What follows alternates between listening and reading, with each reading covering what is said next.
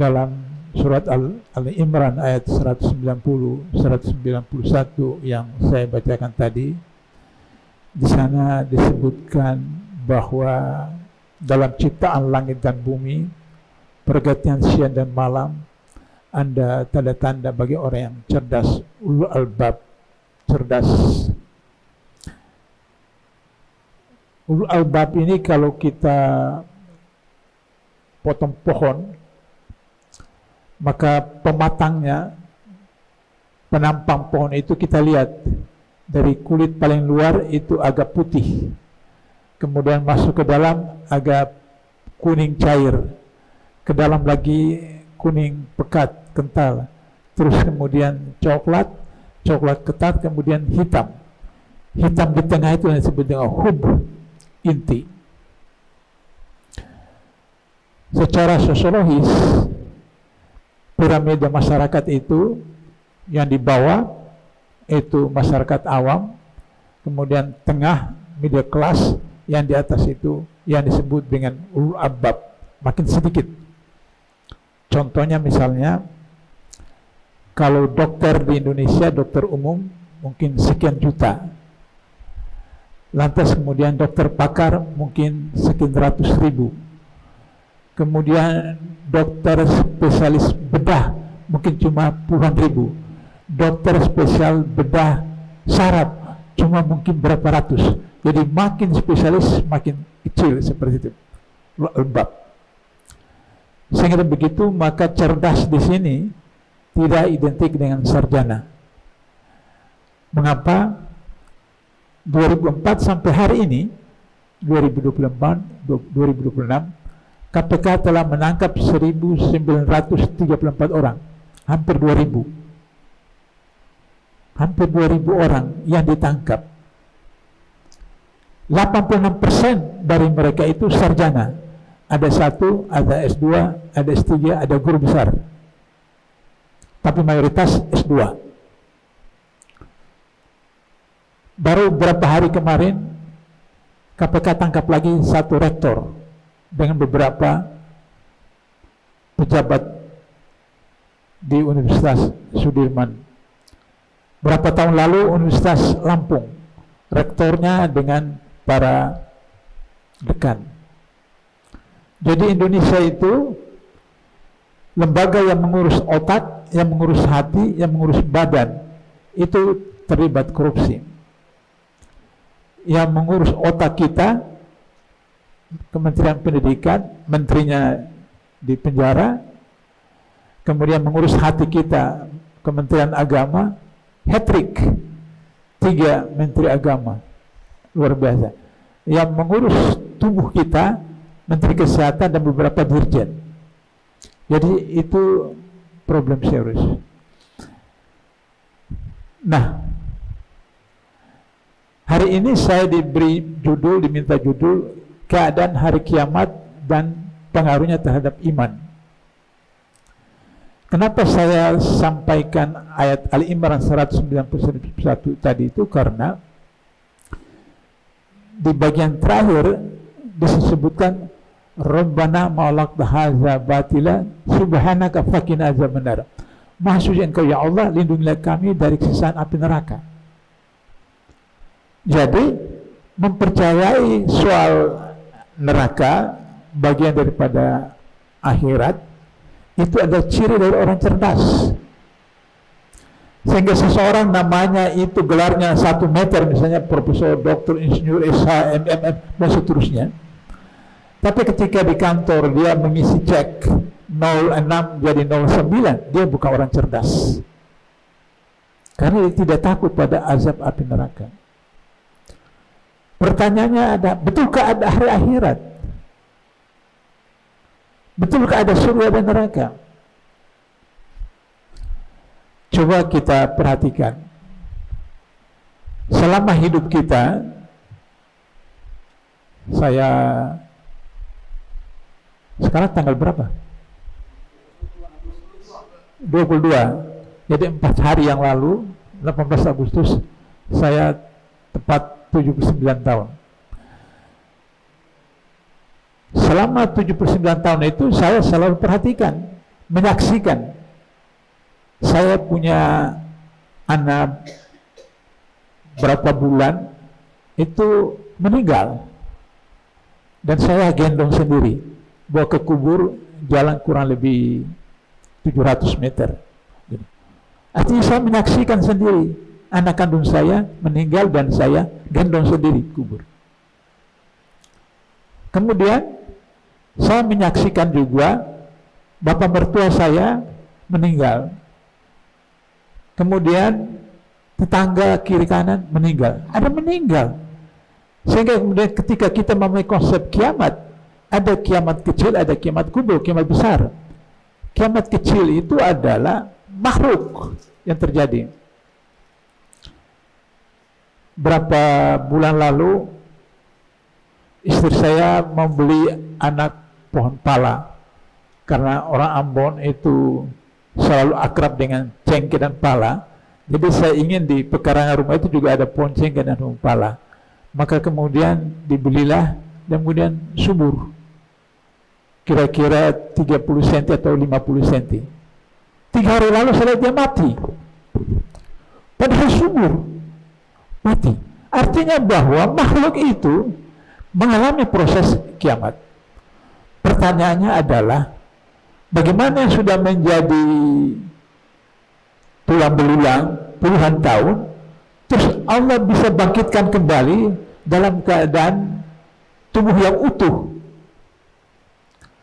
Hasil sains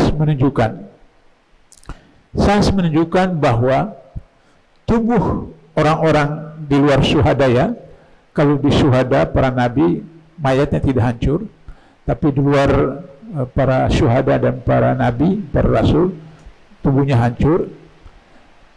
Maka yang tidak bisa hancur itu adalah tulang ekor. Tulang ekor itu tidak hancur. Dan dipanasin dengan ratusan derajat, tidak hancur. Jadi ini penemuan ilmiah, sains. Bagaimana Allah membangkitkan kembali manusia itu melalui tulang ekornya. Melalui tulang ekornya. Tulang ekor itulah yang kemudian ketika kiamat, kemudian kita akan dibangkitkan kembali dari kubur dalam bentuk seperti kita biasa. Tadi saya katakan ada kiamat kecil, ada kiamat besar. Kiamat kecil itu makhluk, kiamat besar adalah seluruh alam. Maka kemudian kita temukan ada definisinya. Hari kiamat adalah peristiwa hancurnya alam semesta secara total, yang menandai berakhirnya kehidupan dunia dan dimulainya kehidupan akhirat. Itu takrif atau terminologi dari kiamat. Ini maksudnya kiamat kubro, bukan kiamat kecil, kiamat kubro. Mengimani hari akhir ini mempertebal keimanan dengan mendorong manusia untuk memperbanyak amal soleh, menjauhi maksiat, serta senantiasa mawas diri dalam menjalani kehidupan sehari-hari. Karena itu dalam rukun iman salah satunya adalah mempercayai hari akhirat. Dan sungguh hari kiamat itu pasti datang. Ini Allah yang berkata, kata pasti, bukan manusia. Yang kalau Prabowo bilang 2030 Indonesia hilang dari peta bumi, itu kata Prabowo 2030. Padahal ini sudah 2026, tinggal 4 tahun lagi. Jadi itu kata manusia, tapi ini kata Allah pasti. Kata pasti, mesti. Tidak ada keraguan padanya. Dan sungguh Allah akan membangkitkan apa yang ada di dalam kubur. Al-Hajj ayat 7. Orang berdebat tentang hijrah Rasulullah itu fisik atau ruh. Kalau Islami Rasulullah itu ruh, tidak ada perdebatan.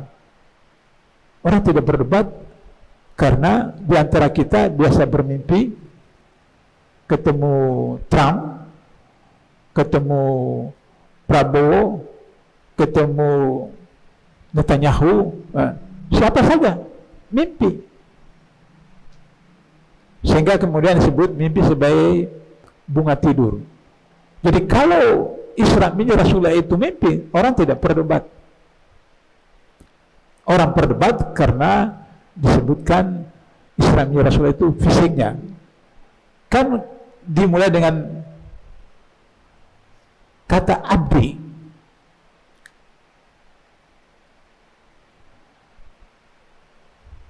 Subhanalladzi asra bi ahlihi min al-haram dan Masjidil Aqsa. Kata abdi. Abdi bukan ruh.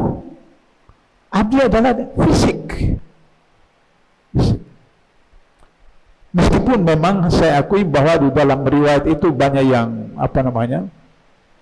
lemah dan seterusnya, tapi secara garis besar bisa kita terima karena kaitannya dengan ayat Quran, dijelaskan dalam Al-Quran. Misalnya ada surga dan ada neraka. Seorang nenek-nenek, ibu yang tua, kemudian bertanya kepada Rasulullah, ya Rasulullah, apakah saya nanti masuk surga? Rasulullah itu bercanda, tidak. Sedih itu nenek, kenapa tidak? Karena di surga tidak ada nenek-nenek, tidak ada kakek-kakek.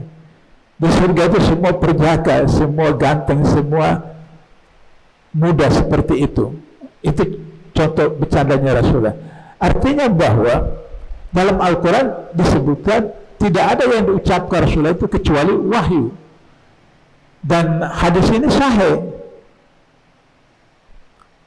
Berarti apa yang Rasulullah ceritakan ketika Islam menyaksikan ada orang di neraka dan seterusnya seperti itu adalah sesuai dengan Al-Quran.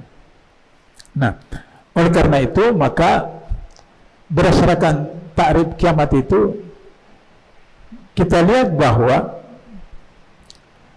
seorang ilmuwan Butler Galafti menyatakan bahwa dalam alam semesta ini ada 600 miliar tata surya. 600 miliar tata surya. Salah satu tata surya yang kita kenal itu adalah galaksi yang ada dalam keluarga matahari, galaksi Bima Sakti.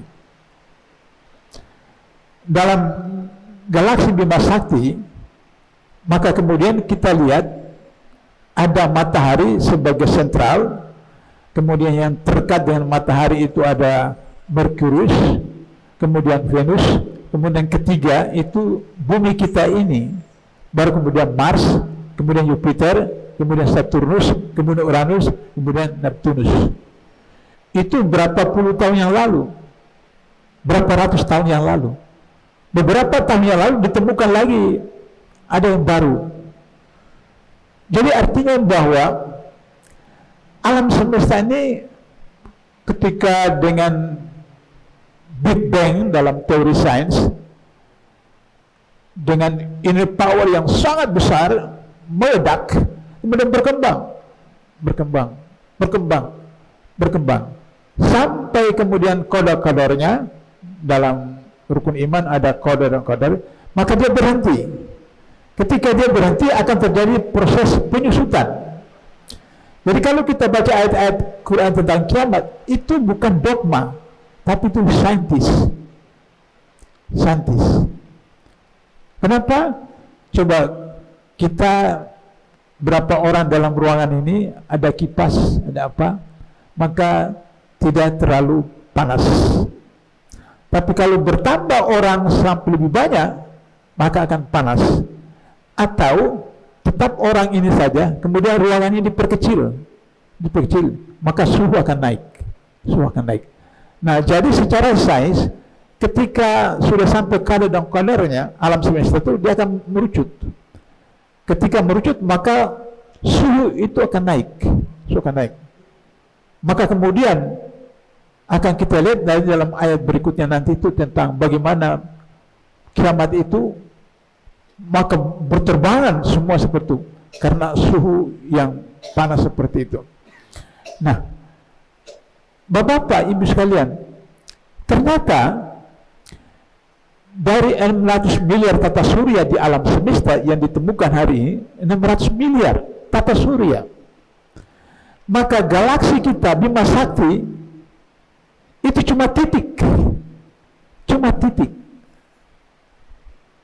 Nanti kalau Bapak pulang atau lihat di Google itu tata surya, galaksi kita cuma titik dari 600 miliar tata surya. Padahal manusia hanya sampai ke bulan. Mars baru pesawat tanpa awak. Oleh karena itu maka pertanyaannya adalah apakah ada makhluk di planet yang lain? Ada makhluk lain. Apakah seperti manusia? Tentu saja tidak. Karena di dalam surat Al-Baqarah ketika Allah perintahkan Adam dan Hawa turun ke bumi, maka kemudian manusia itu hanya ada di bumi, makhluk lain tidak. Kenapa? Karena di dalam ayat-ayat berikutnya akan kita lihat bahwa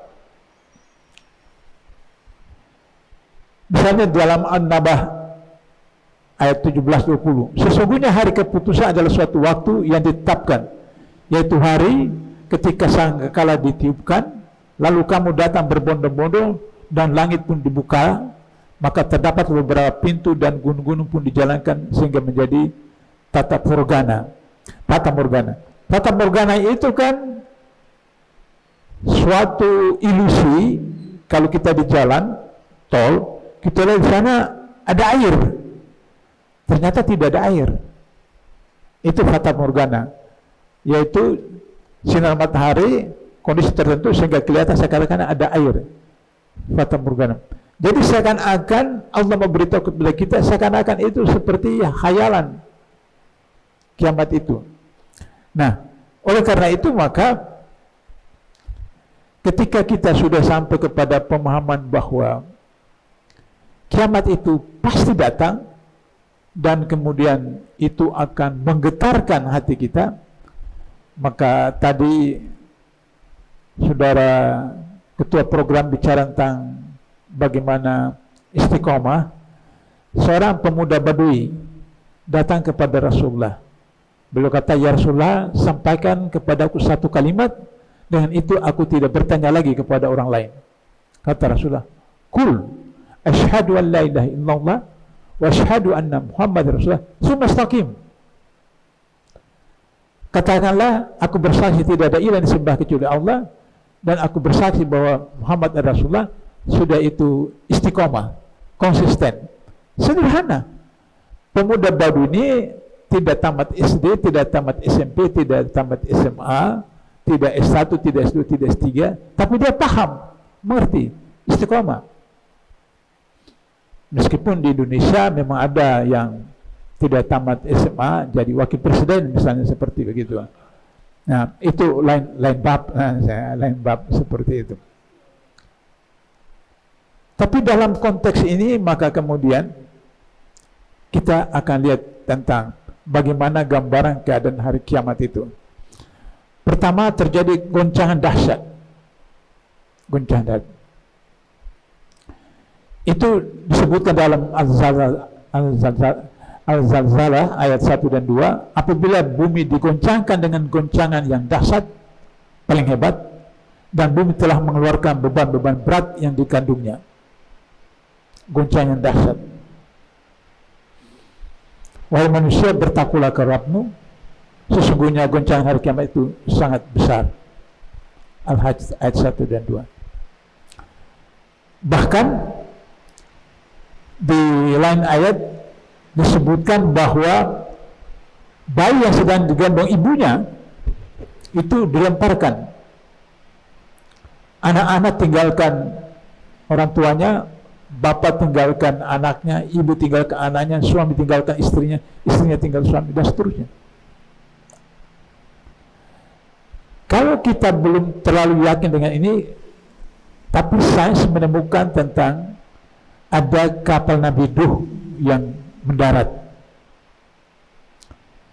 Di dalam Al-Quran diceritakan kisah Nabi Nuh. Nabi Nuh itu kan ribuan tahun umurnya berdakwah, cuma belasan orang. Kemudian Allah perintahkan beliau membuat kapal. Terus kemudian akhirnya ketika waktunya sudah sampai, kemudian Allah turunkan hujan, kemudian dari bawah naik, kapal itu berjalan, berlayar. Kata Allah, masukkanlah orang-orang yang beriman dalam kapal, dan masukkanlah sepasang-sepasang hewan. Sepasang-sepasang hewan. Jadi kalau orang bilang yang mana dulu, telur atau ayam? Kalau ayat Quran ini, ayam. Karena hewan, bukan telur. Jadi tidak usah berdebat telur atau ayam. Kalau Al-Quran, hewan, ayam. Jadi berarti ayam dulu, baru telur. Bukan telur baru ayam. Kan biasa berdebat seperti telur atau ayam. Nah kalau Quran, ayam dulu. Karena Allah katakan sepasang-sepasang hewan. Sepasang hewan. Kemudian istri dan anaknya tidak ikut. Kemudian Nabi Nuh lihat anaknya, dia panggil, sini, naik sini. Kata anaknya, tidak, saya mau cari tempat yang tinggi. Lantas kemudian katanya tidak ada tempat perlindungan seperti itu. Dan kemudian Nabi Nuh berdoa agar supaya anaknya diselamatkan, dan ditegur oleh Allah. Dia bukan anak kamu.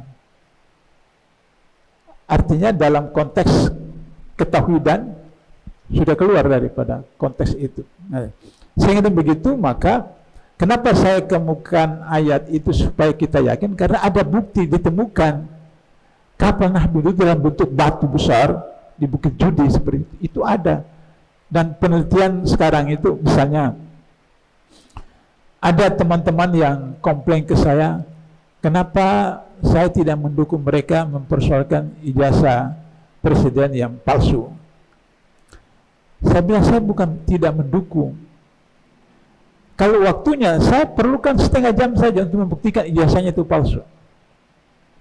Saya ambil jasa SD-nya, SMP-nya, SMA-nya, kemudian diploma, bawa ke laboratorium. Kertas ini bisa diukur di laboratorium, umurnya berapa lama. 1 tahun, 5 tahun, 10 tahun, 100 tahun. Bisa diketahui. Kemudian tanda tangan, tinta. Bisa diketahui umur tinta itu berapa lama. Seperti itu. Nah, itu adalah teknologi yang sekarang seperti demikian. Sehingga begitu, saya percaya bahwa kapal Nabi Nuh itu ada karena sudah ada temuan bahwa orang bisa mengukur usia batu, usia tanah, usia dan seterusnya. Penemuan sains seperti itu. Kalau Bapak Ibu tidak percaya, silakan datang ke Mesir, kemudian datang ke museum mayatnya, jenazahnya Fir'aun. Itu ada. Ribuan tahun yang lalu ada. Dengan fakta-fakta itu, makanya dalam Al-Quran itu sering Allah sebutkan, kenapa mereka tidak mengembara kemana-mana untuk menyaksikan ayat-ayat Allah. Jadi kalau kita percaya bahwa manusia itu akan mati, dan ternyata ribuan tahun yang lalu Fir'aun itu diabadikan dalam Al-Quran, kami selamatkan jenazahmu untuk menjadi pelajaran bagi seperti itu. Dengan temuan-temuan sains, maka kita kemudian mempertebal keyakinan kita tentang hari-hari itu ada. Itu yang pertama. Yang kedua, manusia kebingungan. Ya. Jadi kalau yang pertama tadi itu goncangan dahsyat, maka yang kedua adalah manusia kebingungan. Pada hari ketika manusia lari dari saudaranya, dan dari ibu dan bapaknya, dan dari istri dan anak-anaknya, setiap orang dari mereka pada hari itu mempunyai urusan yang menyibukkan. Quran surah Al-Abasa 34-37. Sehingga begitu, maka agar supaya kita tidak menjadi bingung, kenapa tadi saya jelaskan Ali Imran 151, maka kemudian kita harus yakin bahwa hari akhirat itu ada, kiamat itu ada, dan bagaimana kita bisa menghadapi kiamat itu dengan penuh keimanan, katakan bahasa gaul, dengan rileks, dengan santai, kalau kita memang siap untuk itu. Di dalam hadis disebutkan tentang bagaimana Allah memberikan warning kepada seseorang yang mau meninggal. Ada tanda-tanda cintanya Allah. Yang pertama, tentu saja yang kita sudah tahu, mulai uban. Uban itu adalah warning pertama. Warning pertama. Setelah uban kemudian mulai pendengaran, kemudian penglihatan, kemudian gerak tubuh yang mulai lambat dan seterusnya. Itu peringatan. Jadi cintanya Allah itu, karena itu dianjurkan oleh Rasulullah, kita berdoa agar supaya meninggal kita itu tidak mengejut, tidak mendadak, tapi ada tahapan-tahapan supaya tanda cinta Allah kepada kita, supaya kita menyiapkan diri seperti itu. Sehingga kemudian maka ketika kita sampai pada waktunya husnul khatimah, dalam keadaan tenang. Kata Al-Quran, Allah meridai kita, kita meridai Dia, seperti itu. Nah, itu tentang manusia yang katakanlah kebingungan. Di dalam surat Al-Qari'ah itu dijelaskan, pada hari itu manusia seperti larong yang bertembang. Larong tahu ya? Larong kalau musim hujan terus itu di rumah itu, itu apa bahasa Indonesianya? Larong. Larong itu bahasa Indonesia ya? Iya, Ustaz. Dan gunung-gunung seperti bulu yang dihambur-hamburkan. Bayangkan gunung-gunung itu seperti bulu yang dihamburkan. Jadi Quran itu menjelaskan kiamat itu saintis, bukan hanya sekedar dogma seperti itu. Nah, sekarang kita sudah tahu bahwa ada kebocoran ozon. Kebocoran ozon itu karena ulah manusia, telah terjadi kerusakan darat dan di laut karena tangan-tangan manusia, seperti itu. Coba Sumatera Utara, Aceh, Sumatera Barat, Oktober tahun lalu 1.300 orang lebih meninggal, 56, sekian triliun kerugian ke negara karena kerusakan infrastruktur. Kenapa? Karena tangan-tangan manusia. Ketika Bapak Ibu lihat di TV, yang hanyut itu kan balak-balak, kayu-kayu yang hasil dari illegal logging, seperti itu. Nah, sehingga begitu, maka kemudian ada lagi yang mengatakan bahwa tapi fakta ya, kalau yang Sumatera Utara, Aceh, Sumatera Barat saya belum bisa menyebutkan karena saya belum punya fakta. Tapi kalau Sulawesi Tengah, saya datang sendiri ke sana, saya lihat, menyaksikan dan menemui saksi hidup tentang apa yang terjadi di Palu, Poso beberapa tahun yang lalu. Saya bertemu dengan seseorang setelah saya datang ke 3 lokasi yang itu adalah kampung rata, tidak ada bekas kampung, rata.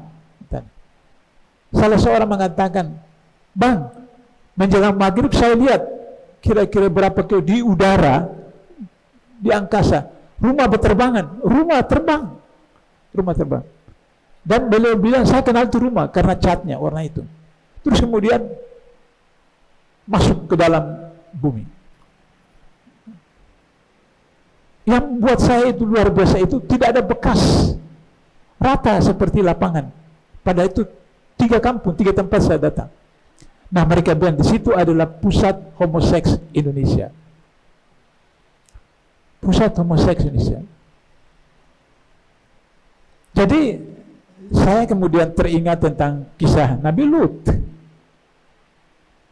Kisah Nabi Lut, bagaimana Allah menghancurkan. Kata Quran, mereka tidak sadar bahwa mereka pernah hidup di situ. Artinya kampung itu tidak ada bekasnya. Seperti itu.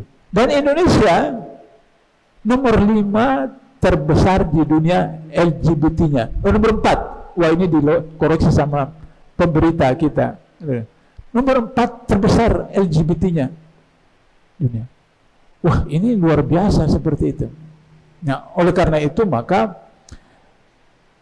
persoalan yang sangat dikhawatirkan itu dan disebutkan dalam Az-Zumar ayat 68, dan sangkakala pun ditiup, maka matilah siapa yang di langit dan di bumi, kecuali siapa yang dikehendaki Allah.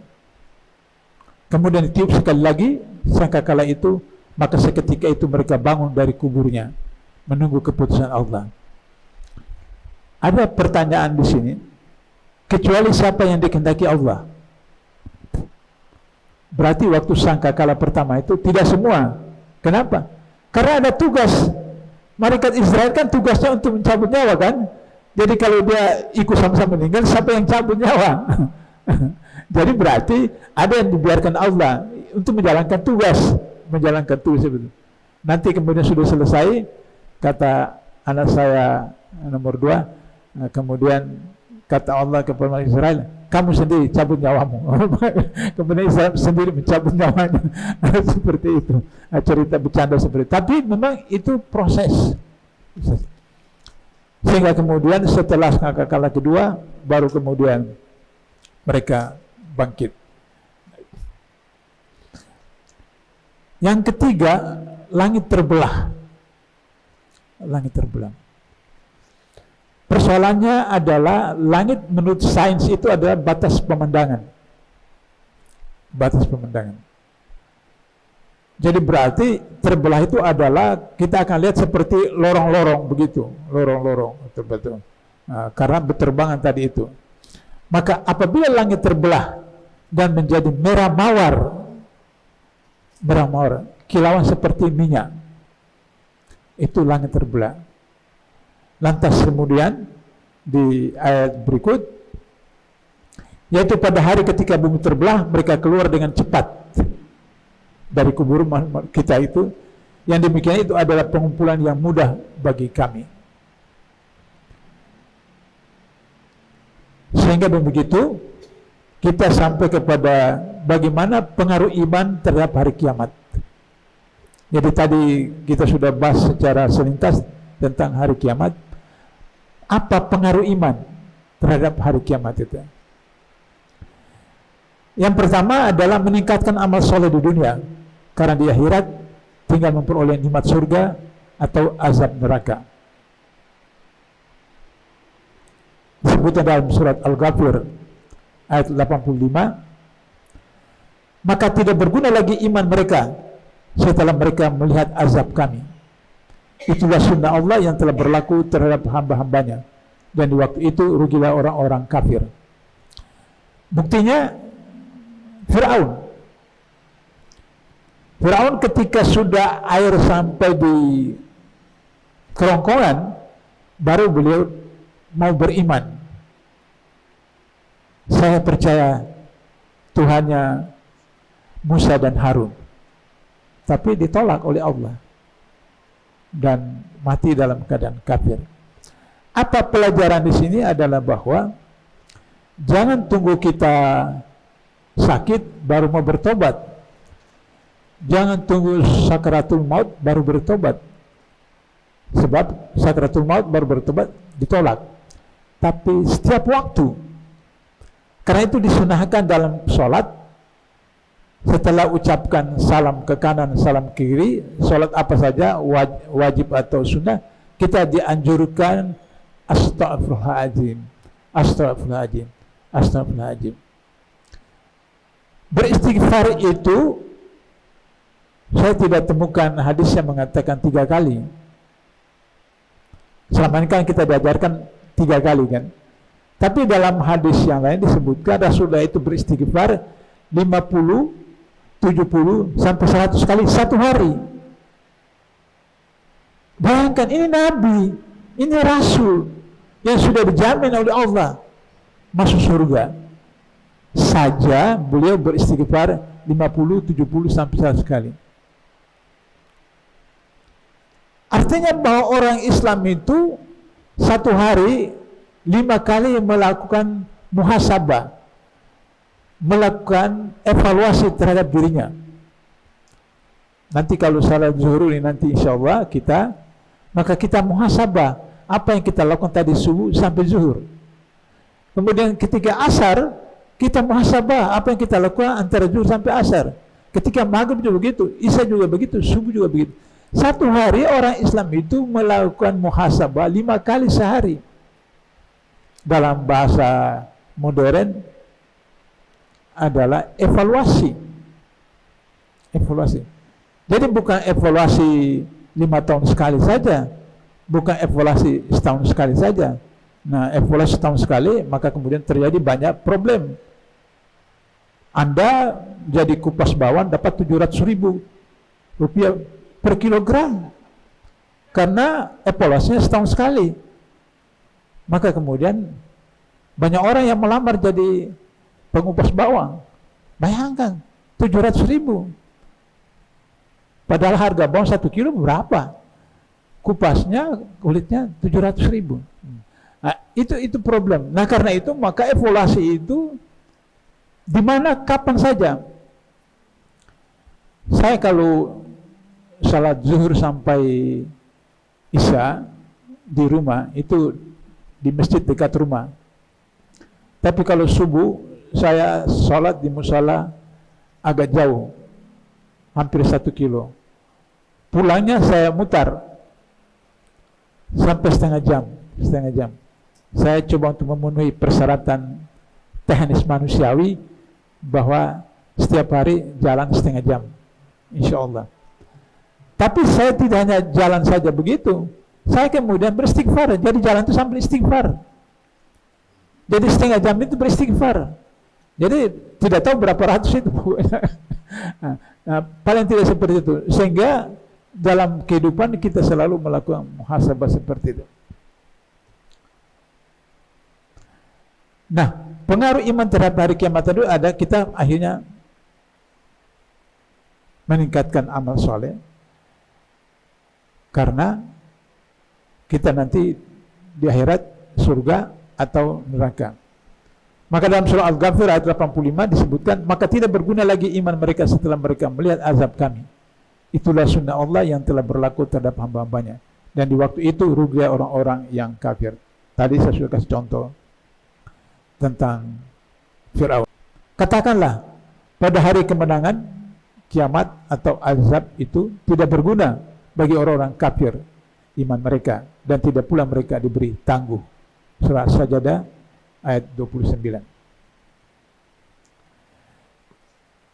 Yang kedua, dengan iman terhadap hari akhirat, maka kita menghibur diri kita dari kesedihan selama di dunia karena meyakini ada keadilan mutlak di akhirat. Ada orang tidak lulus ujian mau gantung diri. Ada yang cintanya ditolak sama pacarnya mau bunuh diri. Ada yang kemudian tidak terpilih jadi anggota DPR, macam-macam. Ini karena kita tidak meyakini ada hari akhirat. Nah, jadi kita menghibur diri dari kesedihan seperti itu dengan meyakini ada keadilan mutlak di akhirat kelak.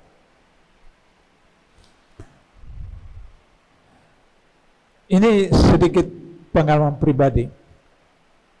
Hampir tidak ada orang di Indonesia yang kenal saya, kenal KPK, tidak percaya bahwa saya tidak terpilih jadi pimpinan KPK. Tidak ada yang percaya. Semua percaya bahwa terpilih. Tapi faktanya saya tidak terpilih. Tidak terpilih. Kalau dalam pendapat awam, saya kemudian frustrasi dan seterusnya seperti itu. Tapi tidak. Apa hasilnya selama 8 tahun di KPK itu?